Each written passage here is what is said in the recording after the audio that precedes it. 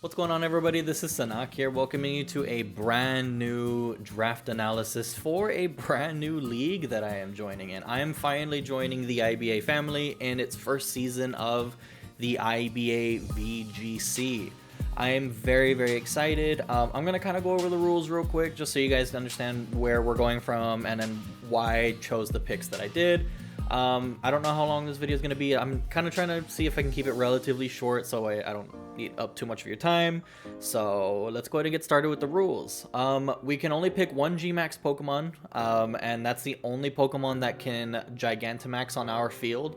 It is not allowed to Dynamax. However, anything but mythicals or restricted Pokemon are able to Dynamax as well.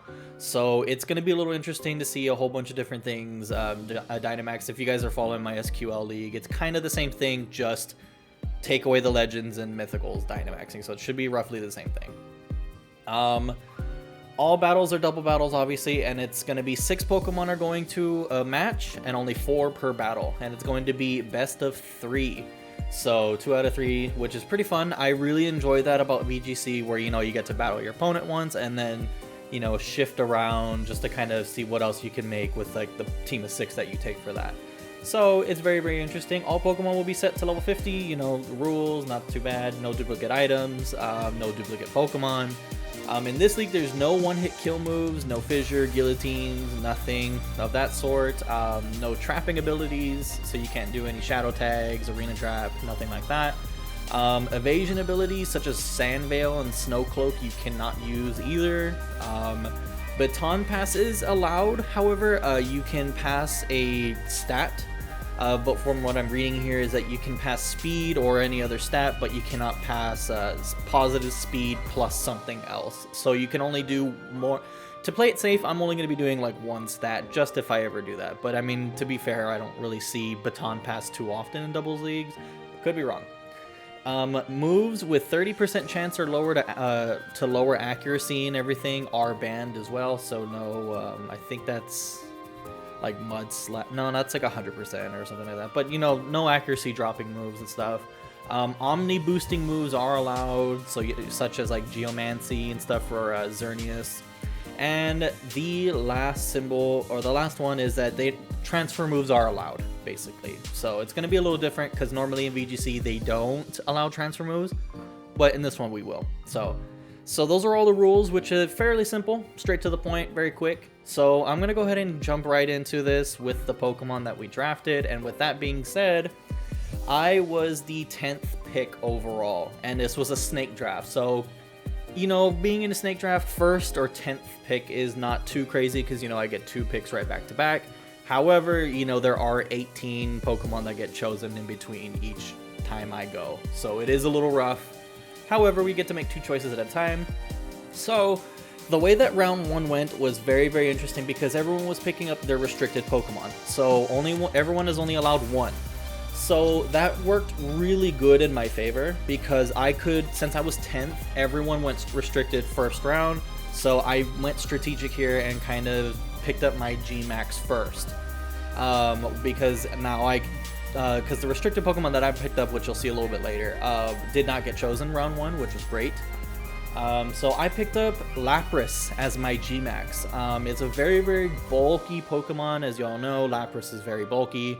Not only that, but with its Gmax move being the Gmax Resonance, I believe is what it is, where it can set up the Aurora Veil while using a move and doing damage. Fantastic. I had to nail that for this team. And, you know, just be really annoying and really bulky. So it's going to be really good. So that's my Gmax. For my restricted Pokemon, I ended up picking up Kirum White. But this was until the very last round. Because, you know, you can plan around it and didn't have to wait or worry about it being taken. So I picked up Kirum White because this Pokemon has some godly stats, like unholy stats. Jeez, literally it has 170 special attack, very insane. And its base attack is not something to laugh at either, being at 120, and its lowest stat is 90s. I mean, it's a box legend, it's a fusion Pokemon, so it's gonna be a little kind of busted there, but it can't Dynamax or anything, so I mean, it's fair to say the least. It can utilize the Hail alongside Lapras, which was very, very good, and one of the reasons why I kind of wanted to go for the combo of Lapras with Kirum White, because it being Dragon and Ice and then Ice Water, so you're going to be really well paired together, I think. And especially with the Aurora Veil, talk about bulk city.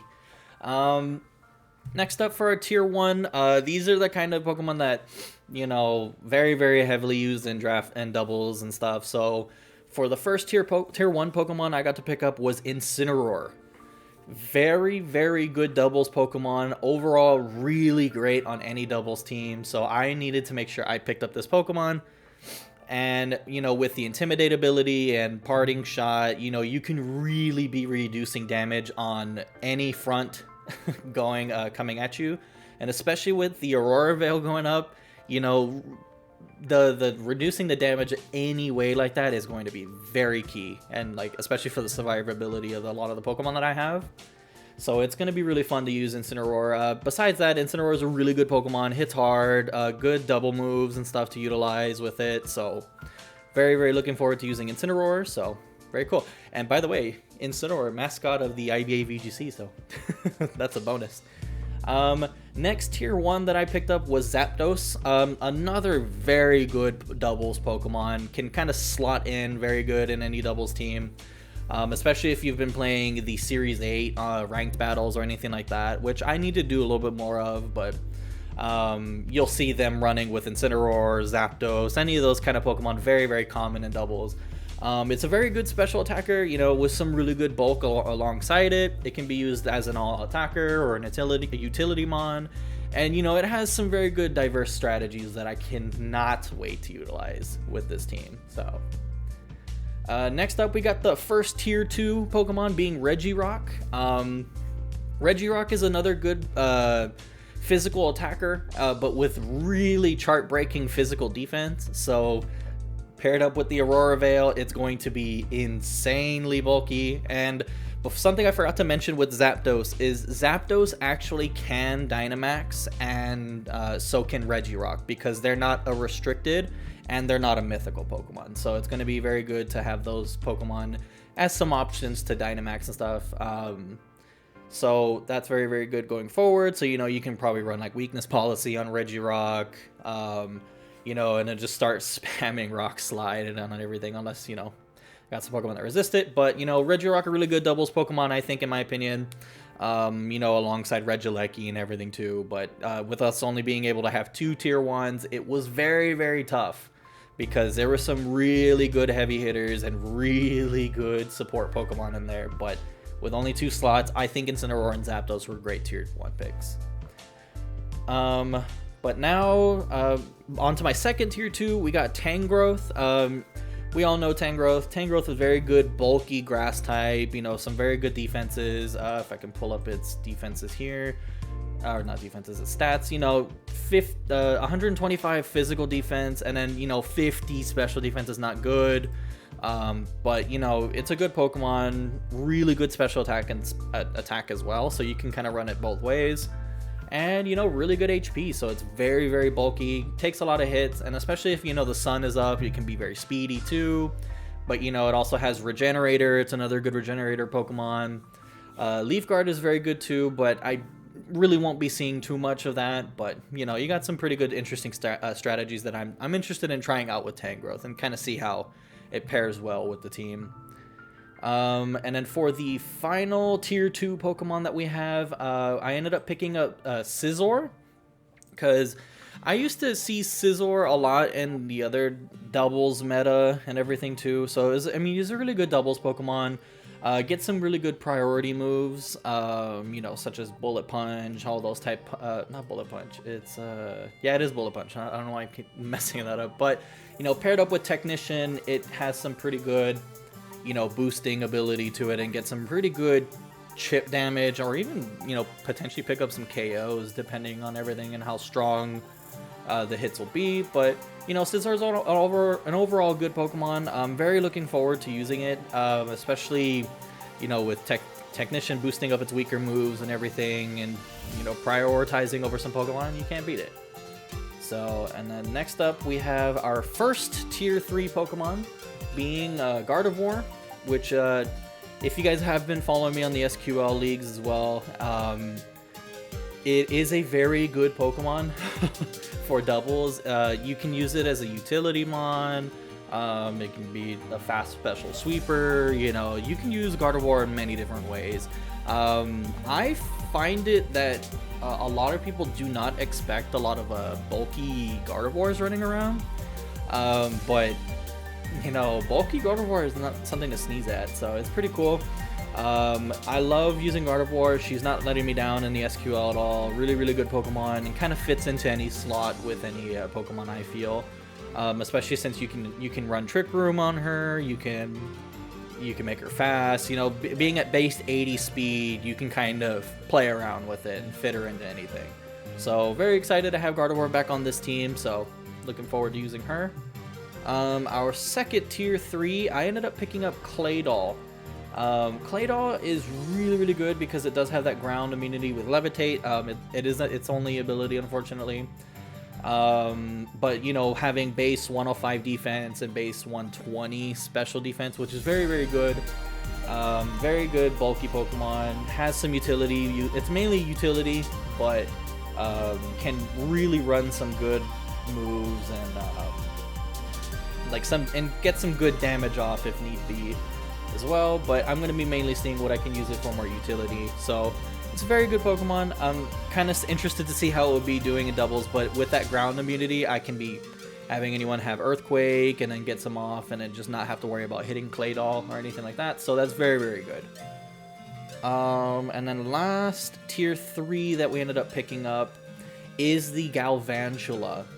Very, very fast electric type, which is very good. It also has a lot of good speed control too with its electric webs. So being able to hit both opponents, with it and then lowering their speed, which is great, unless it's a Trick Room team, which you don't want to do. So it's going to be kind of good. I was thinking of Raichu, however, I forgot what tier Raichu was in. I think it already got picked. It got taken as well. So unfortunately couldn't run the Raichu, as that's a very good common doubles Pokemon as well. So I think it's a really good replacement for Raichu, because unfortunately it was taken. But I'm very excited to use Galvantula. You can do a lot of speed control with this Pokemon, which is very, very nice. And for last but definitely not least, we got Quagsire for our one tier 4 Pokemon. I didn't really know what I wanted to use for the tier 4s because they were just kind of, you know, not the worst, but not the greatest either type Pokemon. And there were quite a bit on here that were good, but I just didn't know what would have fit perfectly in my team. So I ended up going with Quagsire because, you know, it's another water immunity type Pokemon as well with Water Absorb. Really good, you know, damp ability just in case if you know your opponent might run some explosion shenanigans. But if I'm correct, I don't think people will be running around this in Draft League. So Unaware is also another really good ability because it does ignore stat changes, which happens all the time. So Unaware is a really good ability. So it's a really good Pokemon. I'm very interested to see how he's going to do with this team too, because it is another water Pokemon. I think paired up with Lapras and everything too, with, you know, the double water absorb, which would be pretty cool. You know, you can kind of pick either or, have water absorb and then go Unaware. You know, there's going to be some interesting strategies that I think I can come up with Quagsire. And very much looking forward to it because he has some fairly decent stats, with 95 HP being his highest. And then, you know, really slow, which is a little unfortunate. So more utilizing Trick Room. But with that being said, that is all of the members of the Texas Tyrunts. And again, very, very looking forward to being in the IBA VGC League. And I'm very excited. And honestly, we have a really good lineup of different coaches and everything too. If you guys have not, I'm putting them all in the description. You know, go follow their socials, go follow their YouTube, go follow their Twitch, everything you can, because those are all really great people. I've got to know them before once I started in the community and everything. So very, very wonderful people, and you will not regret going down and showing the support. So make sure you do that, and let's see how this league goes. I'm really excited, and thank you so much for having me in the IBA. And with that being said, I'll see you all on the next one.